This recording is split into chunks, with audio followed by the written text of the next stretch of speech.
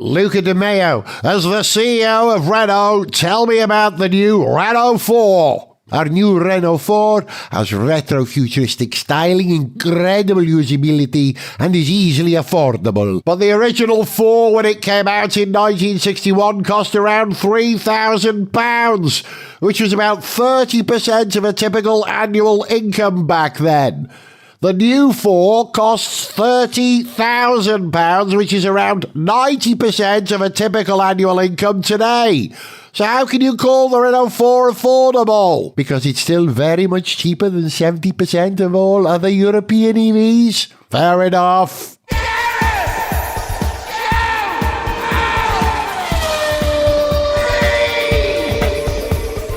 Hello and welcome to Gareth Jones on Speed, episode 501.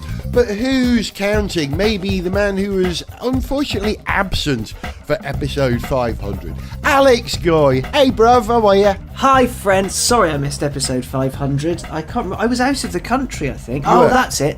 I was doing what people call an hollybob, which is rare in my circle. So I was doing an hollybob. If it's any consolation, one night I drank too much and spent the next day on the porcelain telephone to God. I think it was the day you were recording as well. So that's what you do, right? When you're on holiday, you just let go. Let go. It's a holiday from yourself. That's what it should be. Brits abroad. Lads. My partner was really pleased as well. She was really, really happy with me. Uh-oh. But nice to have you back, dude. Yeah, we missed you. It would have been lovely to have you in that car for that journey. I'm wondering what incredible, obscure, car-related destination west of London that you might have come up with if you'd been given that task. I'll ask you that another time, though, because that'll be good. Yes. Yeah. Oh, hey, I was thinking of you, Alex. Uh-oh. On the way, yeah. No, in a good way. Well, okay. Makes sense. Figures, yeah. I was driving back from the London trip. That London. And I was coming up the A41. Mm-hmm. In front of me were a squadron of Morgans three-wheelers. Oh, excellent. I imagine that the collective noun would be a wheeze, a groan, a ooh of Morgans. Yeah. Or a wow of Morgans. I'm just taking the piss out of the owners. But yes, a wow of Morgans. Because it's always greeted with great affection, as you know better than anyone. You know, people were stopping and spinning on their heels to go, wow, look at that. Because there were about, I think, 8 cars. And really annoyingly, and I don't suffer from obsessive compulsive disorder, right? You know, people say, oh, I'm a bit OCD on things. Mate, if you've got OCD, you are out of control. It's a real thing. Yeah. Don't mess with that. But one of the group of cars in front of me had been split by, I think it was a BMW driver who tried to overtake them all and get past a truck that was slowing us all down. So there was a single Morgan, a car, and then the other 7 Morgans, and then me. You know, and these guys were driving brilliantly. They were staying close together but giving each other enough room. They were, because it's a little car, they were alternating. One car on the left-hand side, the other car on the right-hand side, you know, but they were driving beautifully together. And it annoyed the heck out of me that this guy had interrupted one guy's the like, symmetry. I won't be here. What's that website? Non-aesthetic things? Yes, and it's an E46 3 Series sat in the middle of a row of beautiful Morgans. Sorry, I'm being tickled on my foot. I deeply apologise. Dear listeners, for any interactions or random noises. For if you're anywhere near my social medias, you will know why. But I've had a very exciting week. I've got a kitten. She's called Otter. She's 10 weeks old, and she's a beautiful idiot. And currently, she's sniffing my feet. I think you delivered that the wrong way around. I think you should have said, "I've got an otter." I've got an otter. She's a kitten. Yeah, and she is an absolute little darling, isn't she? She's a fluff ball. She is a fluff ball, but yeah. So I've trapped her in this room for a moment for various reasons, but she's having a good old sniff. It's where she hid the first day we got her. I've just given Seamus, the interrupting loud cat, a huge bowl of food in the kitchen to try and give me some quiet for 20 seconds. And I guarantee he will come and sit on my lap afterwards and purr and need me. And here's one other thing. It's a shame this isn't video, right? I'm going to hold this up. What am I drinking? Well, either a very murky cocktail or coffee out of a glass, which is what fancy people do. Yeah, it looks like that. I hadn't thought of that. If I tell you I am drinking a warrior's drink. Buckfast? No. It does look like Buckfast from where I'm sitting. Prune juice. Oh God. And do you know what? It was shown to me by Indy, number 2 son. I thought, prune juice? What the heck? Prune juice? Right? It's not what you think, prune juice. This is my tip of the week. Go and buy some prune juice. It's as good as any of those green juices. You know, those green machine things. Hey, I don't know why I'm sharing that. I only have those green juices when I have a hangover, so I have them quite often. Yeah, me too. That's what they're good for. And prune juice it's an any time of the day drink, you know. This programme is not brought to you by prune juice. It's neither brought to you by prune juice nor kittens, yet both are pretty good. Yeah, baby. And so are cars. And so, cars. Let's talk about cars. We haven't spoken about cars yet, and this is a car podcast. Well, first of all, I'll transition for you, right? I can't believe that your kitten is called Otter. I was pretty certain you would have called her Morgana. I was not the sole decision maker when it came to names. The Otter monkey had been... Hello, love. She's staring at me. And I love her because I've had her for 3 days and she is my entire life. I would die for her. You're a dad, man. You're going through that whole dad thing. Well done. God. I was not the exclusive name decision maker, but I'm perfectly happy to call her Otter because she's small and adorable. If I was going to call her car names, because, young, poor Zog wanted to be here today, but has come down with a plague, which I think is going around all of London, judging by the text message my partner literally sent me just before we started recording. I don't feel so good. I might come home. Oh, good. So we have replaced Zog with my new Mog. Her favourite cars are the Gordon Kibble, a Lynx Eventer. Yes. Any Panther. And a Panther. And, of course, an MG Maestro. Oh, Hillman Avenger Tiger. Oh, very good. Very good. And any Mog, obviously. Any Mog. Oh. Very good. Also Jaguars. She quite likes the Jaguar. And the Big Ford Puma. Yes. And currently chewing cables, so she might experience some spicy spaghetti in a minute, and then all the lights will go off, but oh well. Listen, talking about cute things, I saw a fantastic picture of you sitting in the correct position of Mr. Bean's yellow Mini. Explain. Right, so the wonderful people from Felton, which is a kind of classic car converter, but not. They're more a battery pack and like kit supplier than anything else. So they're based down Bristol way. Their job is basically to make kits and battery packs to convert classics. I've talked about electrogenic cars before, and it's what they do, except Felton doesn't necessarily do the conversion for you, but they'll sell you a kit that you can do. So Felton has done... They've done a few. I think they're behind... A while ago, BMW said it was doing the Mini Recharged, which is converting original Minis to electric. And this is what that Mr. Bean Mini was. I got a phone call saying, do you want to drive Mr. Bean's Mini around London? Oh. And I was like, yes, that sounds great. They had the Mini and they redid it, they rebuilt it, they fit their own kit, and it's sort of a bit of a promo tool for them. They teamed up with a YouTuber called Sam Hard on the same day, who actually dressed up as Mr. Bean and drove in front of Buckingham Palace on the roof.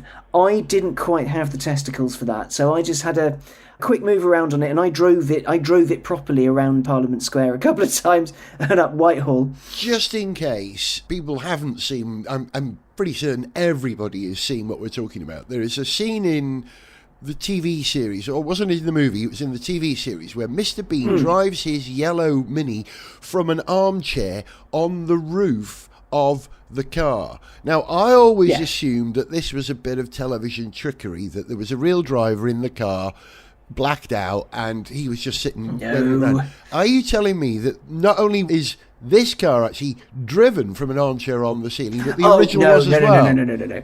No, I believe there was. You know what? I don't know enough about the original, but in my as the youth and the nerds on the internet say, in my head canon, I believe that Rowan Atkinson was driving it. The Felton car, no, there was a seat that was very, very securely bolted to the roof and a strap over your lap, and then they gave us a bit of string and a broom to pretend that you were doing the thing, but underneath there was someone driving it, and it was great. The cool thing was, obviously, so when I drove it, I didn't have anyone on the roof. I was just driving it round. The amount of attention it got, people were like, "Oh my God, it's Mr. Bean's car! That's amazing!" And it was October, but we were still driving it through Parliament Square, so there were still some tourists. So yeah, I drove it around there a bit, and everyone loved it. That is the genius of Mr. Bean.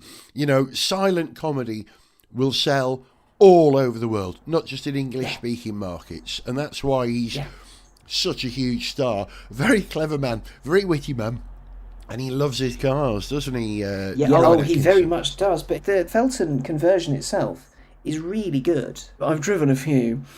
It's smooth, it's quick. If you have it in sport mode, it'll do 0 to 60 in 8, in city mode 11, but it feels brisk enough. It's got a 19 kilowatt hour battery, which they say is good enough for 110 odd miles. It's pretty decent. You could feel it kind of whipping off the line, and it would keep pace with London traffic. I mean, admittedly, London traffic is dreadful, but as a way to kind of bring a new lease of life into it, because currently you cannot drive a classic Mini unless it's made pre-1984 in the middle of London without paying the ULEZ charge. Okay, yeah, which is what, 12, 15? 14 quid a day. Wow. Yeah, well, it's the way of the world. I'm not saying it's right, but it is happening. Well, if without getting too in depth into that, I do live here and I cycle across London, and it's a lot nicer now than it was a couple of years ago. Yeah. But people are going to disagree with that sentiment, and it's normally people who don't live in the city who go, "Oh, sadiq cars ruin the town." Yeah, piss off. Yeah, I think he was doing a great job when I lived in London as an ex-Londoner. Yeah. I miss the way that London was transformed in the last sort of 10 years, where the increase of people on electric bikes and buses, and it just improved London tremendously. I love it. I mean, up here, it's less of an issue. I've got brilliant sunshine and mountains outside my door. Well, I don't have that. I have knife crime. And a few weeks ago, a gangland shooting. I shit you not. No. Yeah, man. No. A couple of weeks ago, we had a gangland shooting. Then there was a triple knife incident up the road. So, it's not perfect. That said, there is a perfect vehicle to navigate the London that people seem to think that is on its way. The other week, I drove something called a Torsus Terrastorm, and also a Torsus Praetorian. Uvavu. Hang on, I want to say Taurus Pterodactyl, Taurus Praetorian. Torsus Terrastorm, like the Terrorhawks, but a storm, a land storm. Okay. And a Praetorian, like the Roman Guard. Hang on, I'm going to take a fly at this. With my lisp, this is going to pop, and this is going to take about a second and a half. I'm going to say it. Here we go. Torsus Terrastorm. Yay! He made it. I got through. And the other one is called the Praetoria? The Torsus Praetorian, like the Praetorian Guard. And they're more than cars. They're assault vehicles. Well, they're not. Here's the thing. The whole company I find absolutely fascinating. I'm going to butcher the guy's name because there are lots of pointy letters in it. Vakhtang Zushavali, I think is how you pronounce it, but he's the founder of Torsus. He was part of various other automotive businesses beforehand, but Torsus kind of came to be in 2014. Now, he is I'm really sorry, Ukrainian. Alex. I'm really sorry. I've got to interrupt. That guy's name. Say it again. Vakhtang Zukashvili, I think. It sounds like someone dropping a suspension spring into a tin full of bolts. Zatang. I mean, I love it. It's an incredibly pointy name. I just wish my Ukrainian pronunciation was good, but it isn't. The company was kind of inspired by something quite serious, which is why I'm trying to get away from the jokes. The company was inspired by something quite serious. So you might remember in 2014 there was a Russian-Ukrainian conflict. A border conflict ongoing. Yes. Yeah. And there was a so-called, according to, cause my history isn't that good, we were talking about why the company came to be, and he said, well, there was supposed to be a green route out of town so that Ukrainians could get away from the conflict, and that was all decided and that was all agreed to, and they destroyed the road and it became a shooting gallery. So the buses couldn't get out. So he went, well, what if we made something that could? It's not a military vehicle, but it stands a better chance. Like, in his own words, our idea was an off-road bus that would at least give them a chance. Without that, you don't have one, which was quite chunky for a Tuesday afternoon wanging round Millbrook. But yeah, so what he did was he then sort of, Torsus was founded and they came up with the Praetorian, which is, for all intents and purposes, an bus. Like, it doesn't look quite like the number 32, but it looks like a sort of stylised tube. It's 34 plus 1, so 34 people plus the driver. Inside, it's plush, it's comfy. Current one rides on air suspension, so it's smooth. It's got a 12-speed, 6.9-litre diesel engine with 840 pound-foot, which is quite the thing. Its top speed is 62 miles an hour, and you can have it as an RV. You can have it as a this, you can have it as a that. But the inspiration for it was basically buses for places that can't have buses, that you need to move loads of people. I drove it round Millbrook Proving Ground. I didn't find it the easiest to drive because I've never driven a bus before. Oh, really? It might surprise you to learn. But the controls were it was manageable. Like, the seat had a nice bounce to it, which was excellent, and the steering was big and it was light. The gears, it rifled through them quite quickly because the engine's sort of limited in how high it can rev. So when it did rev, it sort of ran out of space quite quickly, and if you were in the wrong gear going up a hill, you'd find yourself struggling quite a lot. It was sort of on a single big paddle. We threw it up and down steep hills, and we threw it through some water, and it just didn't care. Like, even me driving it with no care or finesse whatsoever, it just went through and went over stuff. It was outstandingly brilliant. But the Terrastorm is the one that really got me, because the Praetorian is a big Halo product, and they were starting to farm this out to places. Like, you can go if you ever find yourself at Mount Etna, as I know you often do, Gareth. It has happened. Well, when I say Mount Etna, I mean Carnedd Llywelyn. Yes, not far away. Yes, not too far. So to go to the top of Mount Etna, there's a fleet of Praetorians to go and play with, right? When they developed it, they were saying what they did was they had a concept study and went, we want to make a bus that can go anywhere, and we'd like to sell it to you. What would you like us to sell you on our bus? So their sales and marketing were actually part of the development. Smart. Because people said, right, we want this, we want that, we want this, we want that, so we want to turn it into this, we want to turn it into that. And when they built a prototype and people had them, they tried to approach the mining industry.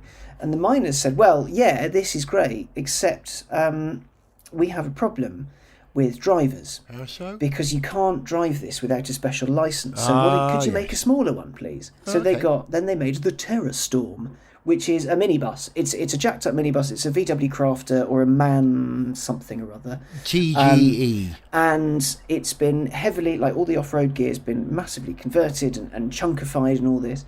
And you can drive it on a normal license. It's smaller, which means it's a bit more agile and nimble. So a few years ago, there was some quite horrific flooding in Italy. You might have seen an ambulance, like, basically fording what used to be a street and is now a river. That was a Terrastorm. Right. So it can be a minibus, but it can also be an ambulance. They've turned them into sort of mobile cranes for recovering things in difficult-to-reach areas. They showed us on the day a drone company whose name, I think it's called Evolve, I can't quite remember. And what their Terrastorm is the front is a normal cab, and then you get in the middle of it through the sliding door, and then you sit behind a computer screen and you can control a drone. So you can see where it is, how far away it is, how high it is. You can change the the zoom on the camera. You can control it all from there. Modern. And then you can bring it back into land on the roof, which they've put a self-leveling platform on, so it always lands flat, or as flat as possible. And then they've got all the spare bits in the back, which is really cool. If you want to turn it into a mobile science lab, you can turn it into a mobile science lab. It's easy. Well, it's not easy, but it's just what they do. Do you know, in episode 500 part 3, we finished at AP Studios in Slough, which became Century 21 Studios, where they filmed most of the famous Jerry Anderson puppet shows. Heaven. Yeah, we paid homage to the place where one of the greatest visionaries in terms of engineering and vehicle design, Derek Meddings, worked. He was the guy who designed most of the vehicles in Thunderbirds and Captain Scarlet and UFO, etc., etc. And this Torsus Terrastorm, and I'm going to say it slightly quicker, Torsus Terrastorm, I can do it, is an absolute Jerry Anderson vehicle, as is the Torsus Praetorian. You know, it's basically the Shadow Mobile. I know it doesn't have track wheels or anything, but it looks like it's there to do a very specific purpose that nothing else can do. Now, I was thinking, a four-wheel drive crafter, I think that already exists. You can buy the VW Grand California, which has got the 4x4 system, but it's maybe a different one, isn't it? But what they do is they take what's there and they basically feed it a spoonful of concrete so it toughens the fuck up. It's lifted, it's taller, it's got chunkier tyres on it. Like, you can get an all-wheel drive crafter, but not quite this all-wheel drive. Like a crafter won't ford quite as deep. And it's got belly pans and the like, hasn't it? Yeah. At its very base, these vehicles have been designed to survive a war zone. Yeah. What they were at pains to say was that these aren't military vehicles, but they can be used by militaries. And the reason, this is God's honest, it's been around for ages, but the reason we haven't been able to drive them for the last while was because the Ukrainian military is quite busy with the ones that they had available. I bet they are. Yeah. So some militaries do have them, but it's not a military vehicle. It can withstand a lot more than just your standard LDV minibus. I've driven some really stupid stuff in my life. I was genuinely impressed, not only with the off-road, so the Praetorian's obviously way bigger, way chunkier. The Terrastorm, it felt more like a car because it's a minibus and it's based off of the sort of stuff we're used to.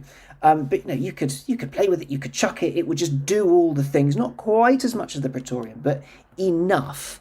They let me have a go off-road, but then around Millbrook's famous hill route. It was really fun because all the weight's in the bottom, so you can properly hustle it around, and it was wicked. As any roadie will tell you, the best handling car in the world is an empty Ford Transit. Very wide base. Hey, and the next California is actually on a transit platform, isn't it? The next VW Transporter I believe so, is on and that's why the Capri is now VW, and so is the Explorer. Yes, it's an ID4. Sadly, I'm missing driving that because I'm driving next week, which we'll be able to talk about at the end of the month. Go on.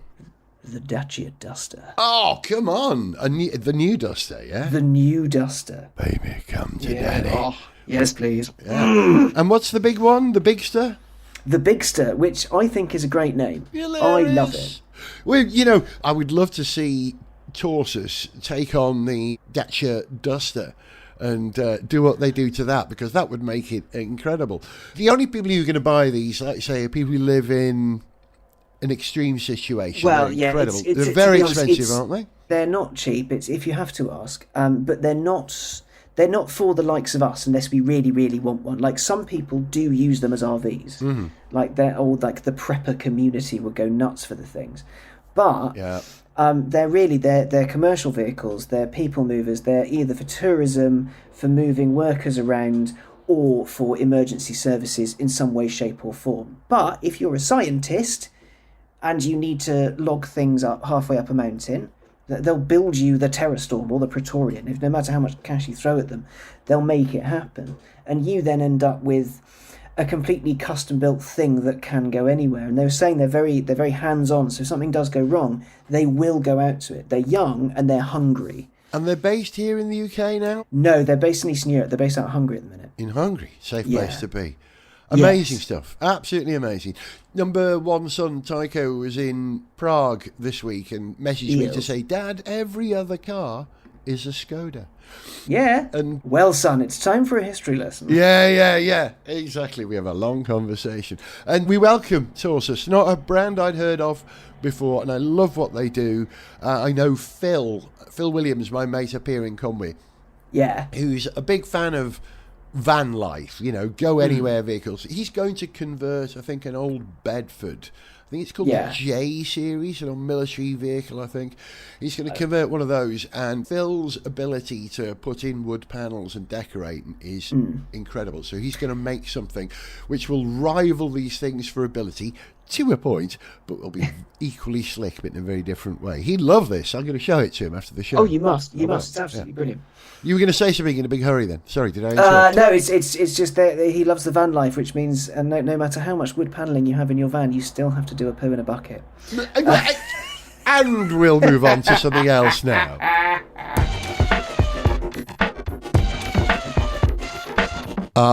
Okay, guys.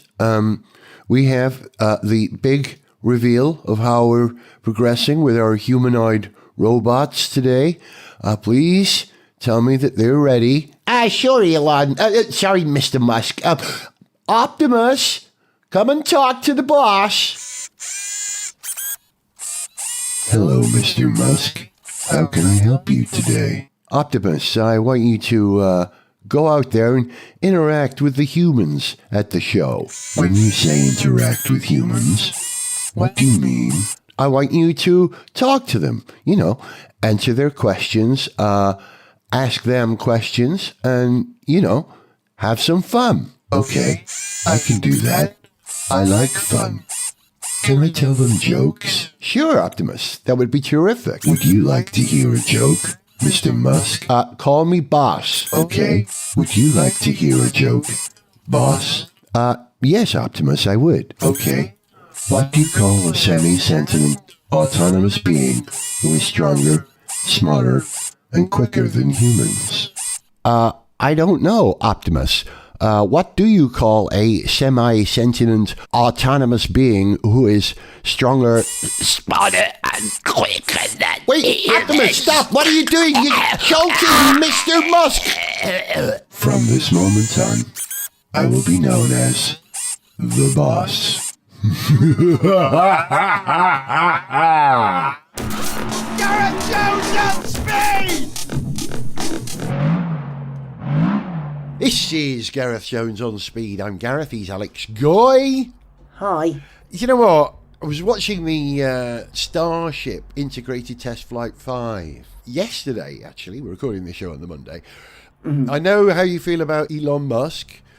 Yeah, but he was far away from this, and his actual engineers did an actual job, so it was really good. If you want to talk about the Cybercab, or what did he call it? He called it the Raubau vein or something like that. I missed then the presentation. Then we're going to have some issues. Okay. But no, this was genuinely an impressive feat of engineering, and I'm going to come over all Zog-like for all of you that think Zog and I are the same. In the absence of genuinely Zog. An impressive feat of engineering. I cannot believe how well it's been done, and it points towards a wonderful future for spaceships and rockets. I love the way that you put... That's very good. Even you're saying the word four times, which is what Zog does. Yeah, it's as close as I'll get before it becomes either Boris Johnson or deeply offensive to Zog. But, very good, very good. And then he would qualify it with we have to isolate the achievements of the company from the complete and utter fool of himself that the man running the company is making himself at the moment. Yes. There you go. Right, there you go. Zog, you're with us, brother. You're with us.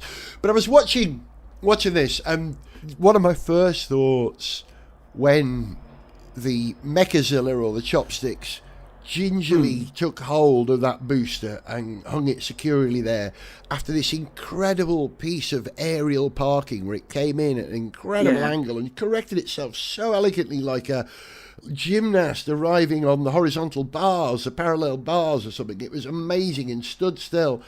My first thought was, wow, I bet that's going to sell a few Teslas.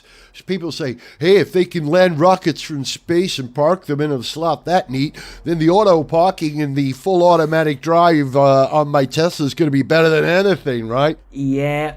True, right? Yeah. Well, yes and no, but I think that the people who want a Tesla are going to say, well, clearly he's a genius because his rocket did that. But the people who kind of maybe not necessarily see through it, but are more critical of the output of Tesla, will go, the SpaceX engineers did a really good job there. That is genuinely brilliant engineering. But, the whole Musk thing is he swoops in and he puts his name on it, but doesn't have much to do with it apart from cutting costs and making people cross. That's sort of his MO. Sorry, cat. He's a progressive investor. I'm grateful for that, and let's hope he remains benign. I'm not sure he is benign anymore. That's the trouble. Sorry, I'm leaping around there. The reason why I was talking about that was I was wondering about the way that the motor industry is going in Europe at the moment. Yeah. We're buying more and more electric cars, but there are still plenty of internal combustion engine cars going in. But the only real competitors to Tesla in Europe at the moment, and I include Audi and Mercedes and Ford in this, are either the Korean or Chinese electric cars that are being sold in Europe at the moment. You know, China's caught up because it started a bit like the Apollo program from a different point, you know. Don't ask to buy a Chinese internal combustion engine car. You can. There are Maxus you can buy. There are Great Wall pickups you can buy. But all the new brands, your Leap Motor, your Auras, we got BYD, of course. Well, BYD will do your hybrid. They've just released a hybrid version of the Seal U, I think it is. Because BYD's, like, I've driven a couple of them now. I know you have, yeah. And I've got a lot of time for them, actually. Speaking of Chinese EVs, outside my flat right now is an MG Cyberster. Oh, get out of here now and come back in and go back somewhere else. And really, how interesting. Yeah, it arrived this morning, but I've got to do work today, so I'm going to go and play with it tomorrow, and then it's going away on Thursday morning, so I've got a lot to do. Right, okay. Well, we'll have to talk about that another time. I'm very, very interested in that. I think, MG, the best-known Chinese brand in the UK. Yeah, I mean, I remember when they brought out the ZS, and it was supposed to be called the XS, but they had to change it last minute because Jaguar Land Rover had an issue with it. And the deal with it was, like, when MG became the Chinese brand, it released petrol cars. They were all either a bit cack or just okay. Yeah. They used a lot of angles, and there was lots of marketing thrown at it. I think Benedict Cumberbatch did an ad for one of them, the ZS or something in China, and it was all him. I think his name is pronounced Bucket Crundadunder. Oh, I thought it was Benadryl Cummerbund, but okay. I stand corrected. Yeah, he did a bunch of promotion for it. Yeah, and it was all very like, oh, it's London, it's British, it's this, it's that. But no, they weren't to be sold here. Like, we were a niche market at best. They were to be sold with the sort of British heritage that sells well over there, allegedly. But now, they're genuinely good cars. Last year, I had a crack in an MG4 X-Power. It's incredible. It's chuffing quick, it's comfy. There were some plasticky bits, but it's a cooking hatchback. It's not a Tesla. You don't go into it expecting that. The Cyberster, aside from the kind of limited time I've had poking around it, it's a leap ahead of what the 4 is, and the BYD Seals and all those. The way they're put together, they look good. The BYD gimmick of a screen you can flip from portrait to landscape, that is nauseating because you'll never sodding use it. You just pick the one you like and go for that. Yeah. And it's whichever CarPlay looks best in. But what BYD especially has nailed is that the software doesn't lie to you. So when it says you've got 300 miles remaining and you drive 60 miles, it says you've got 240 miles remaining.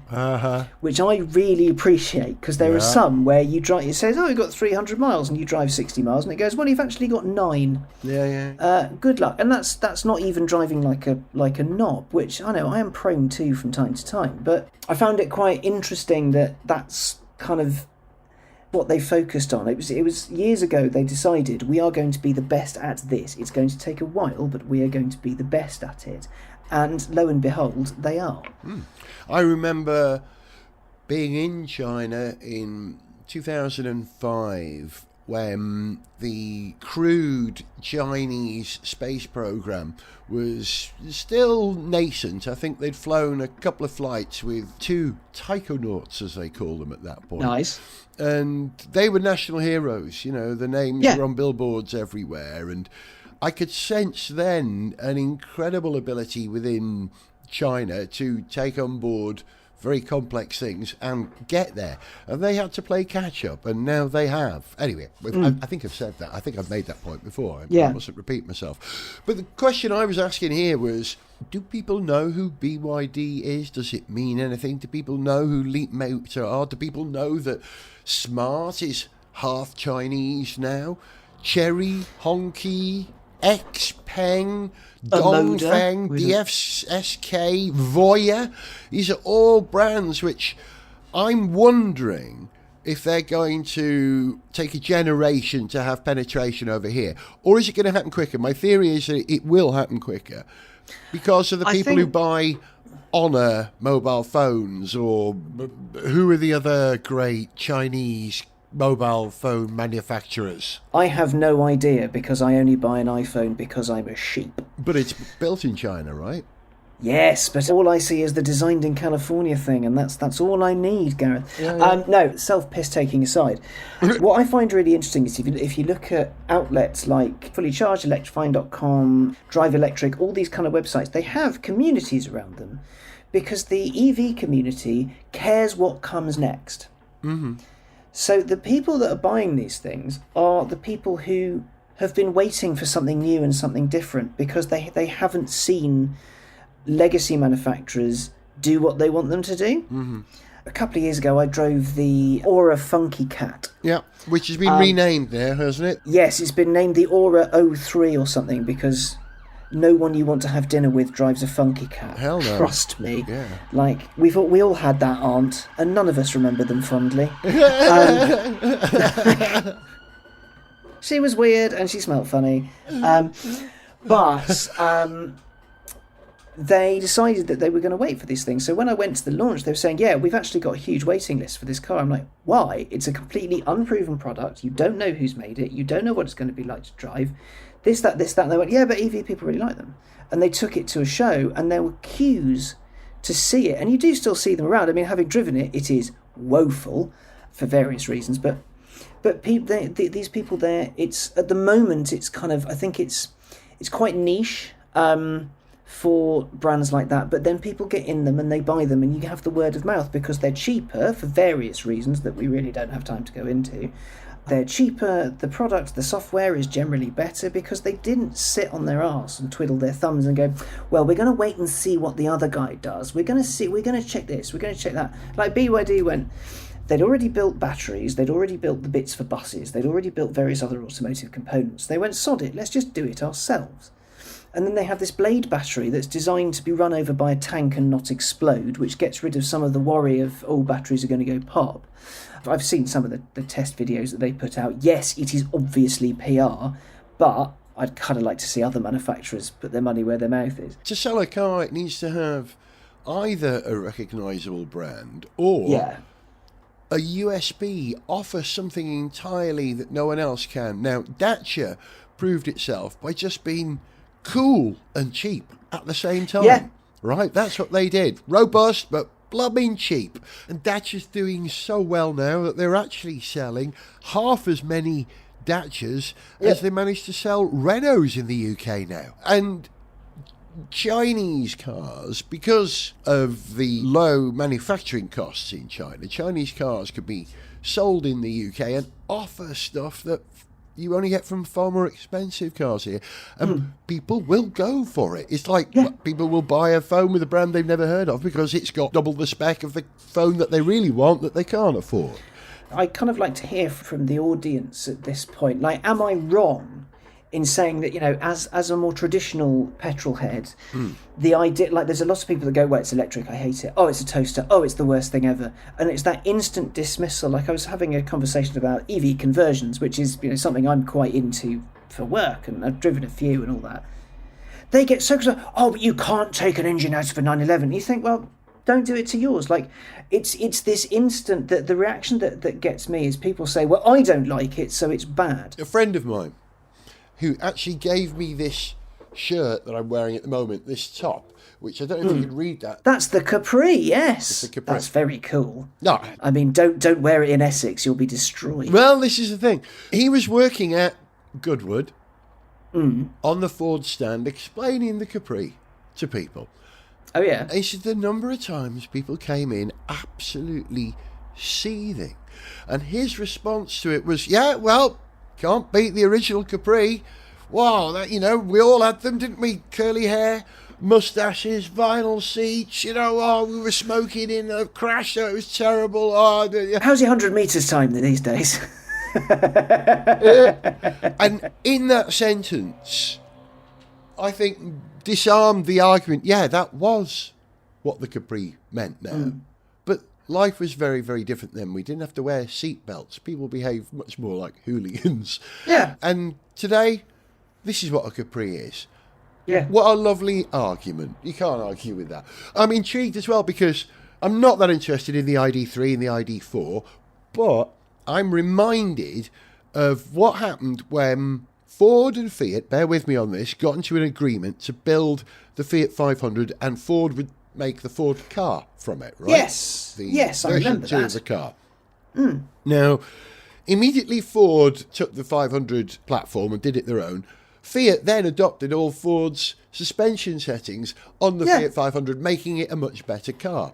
Yeah. Now, there is something which I think is true about the ID3 and the ID4. They're slightly underdeveloped. They went early and they weren't quite the vision of the electric car that everybody really hoped for. It became a bit of an appliance. It kind of lost its soul. Whereas Ford, if they can do to that platform with the Capri and the Explorer what they did for the Fiat 500, will complete the development of that platform and that car. So I haven't driven either. I haven't either. I've had nods going, would you like to come and play? But at both times I haven't been able to do it. Now, the Explorer reviews have come out. Auto Express has given it 4 stars, which is not bad considering it's a 45 grand ID4. Yeah. Now, what's their conclusion? Let's have a look. Let's try Car Magazine. Why this rather than ID4? For our money, it looks better, loses out on boot space, but it drives in a more engaging way and rides in a more composed manner. It's a bit taller and not quite as long, with a bigger boot than a Mach-E, and it's proper SUV. Driven isolation, the Explorer is a very impressive package, good to drive, smart, well-equipped and competitively priced, and frankly, better than any current electric VW. Your point has been proven. Blimey. By Colin Overland from Car Magazine, the managing editor. Well done, Colin. You've made Gareth Jones a very happy man. Yeah, my rational historical approach to cars was right on that occasion and won't be again. Hey, listen, Alex, we got to wrap it, baby. We got to say goodbye. But okay. One last thing on Chinese cars before we go. We completely forgot the 2 best-known Chinese brands in the UK. I mentioned MG. We forgot Lotus and Polestar, didn't we? Yes. Well, Lotus... we talked about driving the Emea, didn't we? I've driven that. It's okay. I went to see the new Theory 1 the other week. We'll talk about that when Zog's back, because it's full of weird space-age materials that he'll really like. Polestar's on the right track. Lotus... We'll see what's coming next. I don't know. I love all Lotuses. I'm prejudiced. Oh, it's the best car ever. I love them. I haven't driven any electric Lotuses yet, but I hope to do something about that. Give it a bit of time, I think.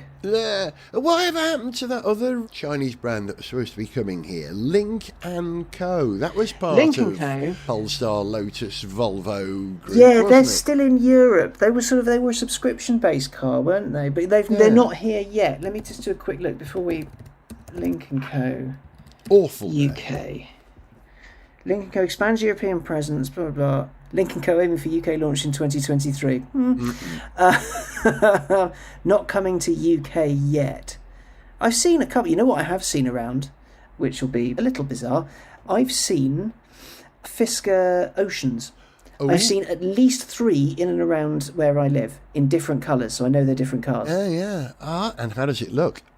It looks great. I'm just amazed they still work, because they're all useless. Because the company's gone under and it's all a little bit unfortunate. Anyway, electric cars are good. Honestly, let me know in the comments or whatever if my theory that car people just are naturally predisposed to not really like them, and this sort of next wave of car people, the EV people, are kind of like the tech heads or the real nerds side of it, whether I'm right or maybe I'm wrong and you're like, well, I've got a Ferrari and I've also got a Taycan and a Ford Mach-E and 9 Teslas. I'm just curious, and if you call me rude words, I will cuddle my kitten. So actually, call me rude words because I want an excuse to cuddle the kitten. While you're on the socials out there, do me a favour. Will you write to whoever runs X and say, @Gareth Jones TV, can he please have control of his account back? I've been locked out of my account for several months now, and have you? I cannot get back in. Two-factor authentication, rings and hoops. I've written to them, I've gone through the process. I cannot get back in. Please help. I want to get back on there. I've got things to talk about, like this programme. Yeah. Hey. Sort it out, Elon. Yeah, thank you. Alex, lovely chewing the fat with you. I hope Zog's well, and we'll see him in the next programme. Alex, I'll see you in a fortnight. Farewell, my friend. You will indeed. Love you, bye. I'm feeling the love, so I love you too, guys. Bye. Hey, smash subscribe, or whatever it is people say. I don't know. Don't forget to like and subscribe. Get on that like button, click the bell so you're notified every time a new podcast drops. How unpleasant was that? See you guys. Ta-da. If you enjoyed this show, then please like, share and subscribe. For information on how to contact the show, see pictures, read song lyrics, follow us on social media, or to sponsor this podcast, go to garethjones.tv. Gareth Jones on Speed is made in Wales by Whiz Bang. Gareth Jones on Speed!